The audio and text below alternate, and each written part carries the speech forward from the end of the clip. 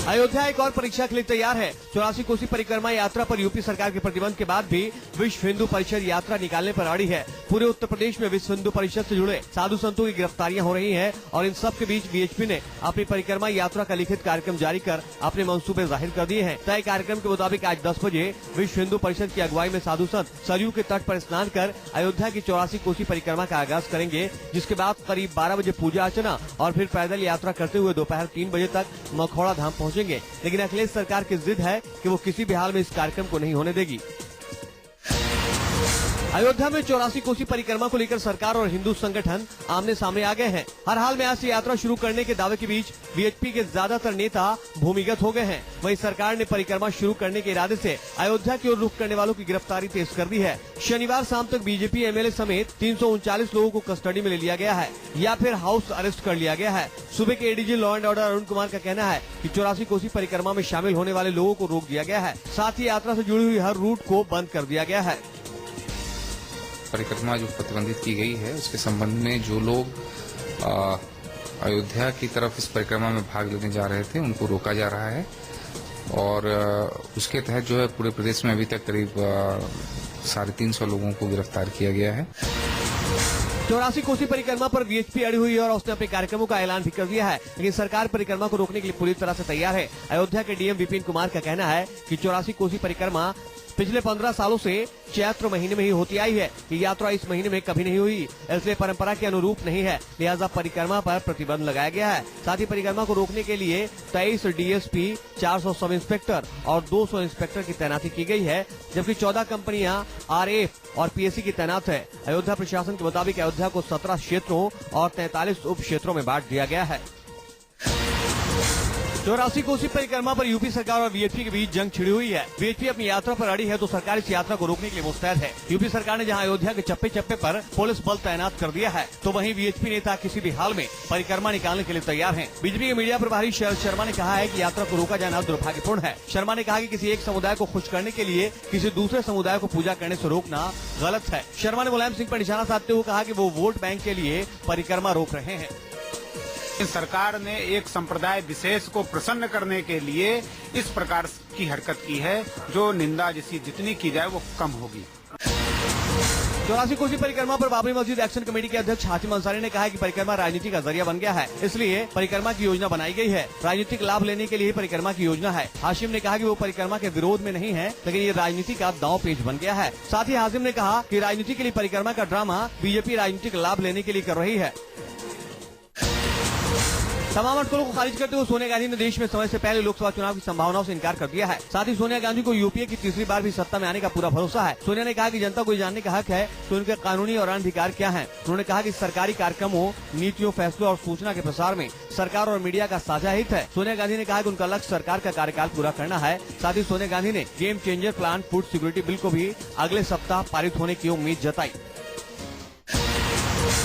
लोकसभा में विपक्ष की नेता सुषमा स्वराज ने यूपीए अध्यक्ष सोनिया गांधी के दावों को चुनौती देते हुए कहा कि अगले आम चुनाव में एनडीए की सत्ता में वापसी होगी। दरअसल सोनिया गांधी ने कहा था कि अगले चुनाव के बाद यूपीए ही सत्ता में वापस लौटेगा और सत्तारूढ़ गठबंधन की जनता को दिए गए अधिकार ही उसकी जीत का मार्ग तय करेंगे। सोनिया के इसी दावे को चुनौती देते हुए सुषमा स्वराज ने एनडीए की जीत का दावा किया है। नरेंद्र मोदी ने सौराष्ट्र इलाके में आयोजित एक कार्यक्रम में प्रधानमंत्री मनमोहन सिंह पर हमला जारी रखते हुए उन पर मौन रहने का आरोप लगाया। मोदी ने रुपए की कीमत में गिरावट का जिक्र करते हुए कहा कि भारतीय मुद्रा और प्रधानमंत्री दोनों मौन हो चुके हैं। मोदी का कहना है कि केंद्र की यूपीए सरकार और रुपए दोनों ही अपनी कीमत खो चुके हैं। मोदी ने कहा कि एक समय था जब दुनिया में भारतीय रुपया खनकता था, आज ये अपनी आवाज खो चुका है। अंधविश्वास विरोधी कार्यकर्ता नरेंद्र दाभोलकर अपने जीते जी जिस कानून के लिए लड़ाई लड़ते रहे, उनकी हत्या के 4 दिन बाद उसे लागू कर दिया गया। महाराष्ट्र के राज्यपाल के शंकर नारायणन ने अध्यादेश को मंजूरी दी। दाभोलकर की हत्या के बाद हुए विरोध प्रदर्शनों के चलते महाराष्ट्र सरकार को सालों से लटकी जादू टोना विरोधी विधेयक को प्रभाव में लाने के लिए अध्यादेश को मंजूरी देनी पड़ी। देश में इस तरह का पहला कानून होगा। हालांकि इसे लागू होता देखने के लिए दाभोलकर अब नहीं रहे। महाराष्ट्र मंत्रिमंडल ने ध्वनिमत से अध्यादेश लागू करने का निर्णय लिया। इससे संबंधित विधेयक 1995 विधानसभा में पेश हुआ था। दाभोलकर अंधविश्वास, काला जादू और जादू टोना के खिलाफ पिछले 3 दशकों से अभियान चला रहे थे। मुंबई गैंगरेप के तीसरे आरोपी को भी पुलिस ने गिरफ्तार कर लिया, जिसे आज मजिस्ट्रेट के सामने पेश किया जा सकता है। हालांकि अभी भी पुलिस की गिरफ्त से 2 आरोपी फरार हैं। उम्मीद की जा रही है कि आज इन दोनों की भी गिरफ्तारी हो सकती है। इससे पहले पुलिस ने गिरफ्तार किए गए पहले और दूसरे आरोपी को कोर्ट में पेश किया, जहां से दोनों को 30 अगस्त तक रिमांड पर भेज दिया गया है। सिराज रहमान नाम के तीसरे आरोपी को पुलिस ने मुंब्रा के पास से गिरफ्तार किया है। मुंबई पुलिस के मुताबिक दूसरे आरोपी को दक्षिण मध्य मुंबई के मदनपुरा इलाके के एक वीडियो पार्लर से गिरफ्तार किया गया है। वो घटना के बाद से इस इलाके में छुपा हुआ था।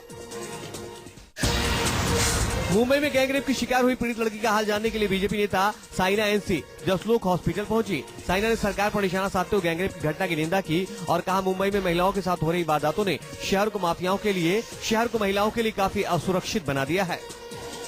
जब हम गए थे जसलोक हॉस्पिटल, हमने एक ही आश्वासन दिया है कि हम एक मेमोरेंडम लेके जाएंगे मुख्यमंत्री तक, आर पाटिल तक, जहां मेन पॉइंट ये होगा कि पब्लिक ट्रांसपोर्ट में महिला सुरक्षित होना चाहिए।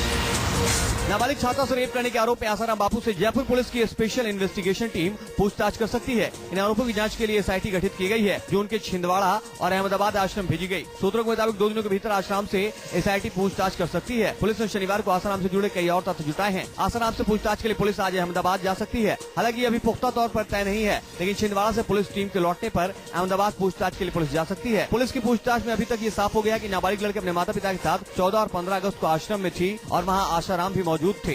16 अगस्त को आसाराम ने आश्रम छोड़ा था।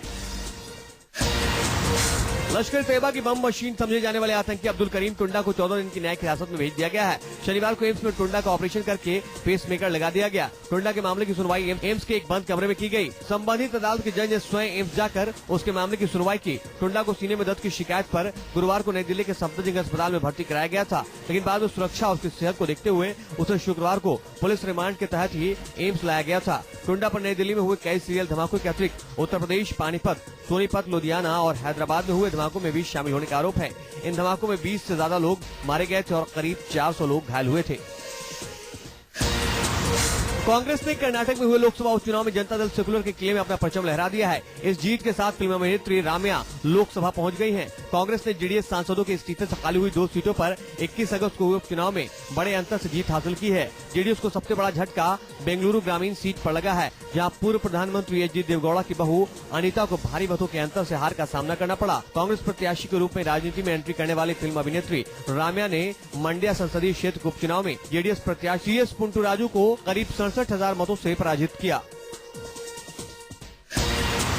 दिल्ली के करावल नगर इलाके में एक सॉफ्टवेयर इंजीनियर और उसकी पत्नी ने फांसी लगा ली, जिससे पत्नी की मौत हो गई और पति गंभीर हालत में अस्पताल में भर्ती है। हरियाणा के फरीदाबाद की रहने वाली 25 साल की रेनू की शादी 21 जनवरी 2011 को शिव विहार के फेज 4 में रहने वाले मनीष के साथ हुई थी। मृतक के परिजनों के मुताबिक मनीष को रेनू का घर वालों से बात करना पसंद नहीं था। इसी बात को लेकर वो उससे परेशान करता था, जिससे परेशान होकर रेनू ने पंखे से लटक कर फांसी लगाकर खुदकुशी कर ली। इसका पता जैसे उसके पति को चला, वो फौरन घर पहुंचा। मृत पत्नी को देखकर उसका होश उड़ गया, जिसके बाद उसने भी फांसी लगाने की कोशिश की, लेकिन उसकी जान बच गई। दिल्ली के गोविंदपुर इलाके में बीती रात भीषण आग लग गई। ये आग करीब 1.5 एकड़ इलाके में फैले वेवर हाउस एरिया में लगी। बताया जा रहा है कि करीब 5 से 7 नामी कंपनियों के प्लास्टिक और इलेक्ट्रॉनिक्स के सामानों का गोदाम है। ये आग शनिवार देर शाम करीब 10 बजे लगी। आग बुझाने में दमकल की गाड़ियों को काफी मशक्कत करनी पड़ी। करीब 35 से अधिक फायर ब्रिगेड की गाड़ियां आग बुझाने के काम में लगी रही। आग किन वजहों से लगी, इसका पता अभी तक नहीं चल पाया है। साथ ही आग से कितने का नुकसान हुआ है, इसका आकलन भी नहीं हो पाया है। हालांकि करोड़ों का सामान राख होने की आशंका जताई जा रही है। अल्मोड़ा शहर में उस समय हड़कंप मच गया जब एक तेंदुआ जंगल से निकलकर भीड़ भाड़ वाले बाजार के बीच घर में घुस गया। जब लोगों ने उसे देखा तो उनके होश उड़ गए। तेंदुआ को देखने लोगों का हुजूम उमड़ पड़ा। आनंद फानों में वन विभाग की टीम भी मौके पर पहुंची। वन विभाग की टीम ने तेंदुए के चारों तरफ से घेर कर कैद कर लिया। तेंदुए को वन विभाग के शिकारियों ने ट्रैंकुलाइजर गन से मारकर बेहोश कर दिया, जिसके बाद ही तेंदुए को पिंजरे में बंद किया गया। अल्मोड़ा के रिहायशी इलाके में तेंदुआ का घुसना कोई नई बात नहीं है। इससे पहले भी यहाँ शहर में तेंदुआ घुसकर लोगों पर हमला कर चुका है। पाकिस्तान पुंछ सीमा पर लगातार गोलीबारी कर संघर्ष विराम का उल्लंघन कर रहा है। शुक्रवार रात से लेकर शनिवार दोपहर तक पाकिस्तानी सेना ने पुंछ में किरनी, शाहपुर, हमीरपुर, बलनोई और बालाकोट सेक्टर की कई चौकी पर गोलीबारी की। साथ ही रिहायशी इलाकों को भी निशाना बनाया। भारतीय सेना ने भी इसका मुंह तोड़ जवाब दिया। पुंछ में जारी गोलीबारी के बीच शनिवार शाम को राजौरी के तरकुंडी गली में भी पाकिस्तानी जमकर गोलीबारी करने के साथ रॉकेट और मोर्टार के गोले भी दागे। कुछ गोले ग्रामीण क्षेत्र नक्का, पंचग्राई, चंबा और किरी में भी गिरे, जिसमें एक शख्स घायल हुआ है। शनिवार देर शाम तक यहाँ गोलीबारी जारी रही। पाकिस्तान की एक अदालत ने कहा कि बलूच राष्ट्रवादी नेता अकबर बुख्ती हत्याकांड के मामले में पुरुष सैन्य शासक परवेज मुशर्रफ के खिलाफ मुकदमे की सुनवाई इस्लामाबाद के बजाय बलूचिस्तान में होगी। बलूचिस्तान सरकार ने हत्या के मामले की सुनवाई इस्लामाबाद स्थानांतरित करने की याचिका वापस ले ली है। बलूचिस्तान उच्च न्यायालय की 2 न्यायाधीशों की पीठ इस मामले की सुनवाई कर रही थी। पाकिस्तान के पूर्व राष्ट्रपति परवेज मुशर्रफ इस मामले में आरोपी है। बता दें कि बलूचिस्तान के नेता बुख्ती की तत्कालीन राष्ट्रपति और सेना प्रमुख मुशर्रफ के आदेशों पर हुई सैन्य कार्रवाई के दौरान 26 अगस्त 2006 को एक गुफा में हत्या कर दी गई थी। बुख्ती के प्रांतीय स्वायत्तता और बलूचिस्तान के प्राकृतिक संसाधनों के लाभ की उचित साझेदारी के लिए एक हथियारबंद अभियान शुरू किया था। एशियाड स्वर्ण पदक विजेता धावक मक्खन सिंह के परिवार की आर्थिक मदद करने की शनिवार को 2 घोषणाएं हुई। खेल मंत्रालय ने 2 लाख रुपए और पेट्रोलियम स्पोर्ट्स बोर्ड ने 5 लाख रुपए देने का वादा किया है। मक्खन ने 1962 के कोलकाता राष्ट्रीय खेल में मिल्खा सिंह को हराया था। उन्होंने 1962 के राष्ट्रीय खेलों में 4 स्वर्ण पदक जीते थे। उसी साल उन्होंने एशियाड में 1 स्वर्ण और 1 रजत जीता था। संसदीय कार्य मंत्री कमलनाथ ने लोकसभा में शून्यकाल में मक्खन सिंह का मामला उठाए जाने पर कहा था कि सरकार जरूरतमंद खिलाड़ियों की मदद के लिए एक नीति बनाने पर विचार कर रही है। बता दें कि मक्खन के परिवार की आर्थिक हालत काफी खराब है।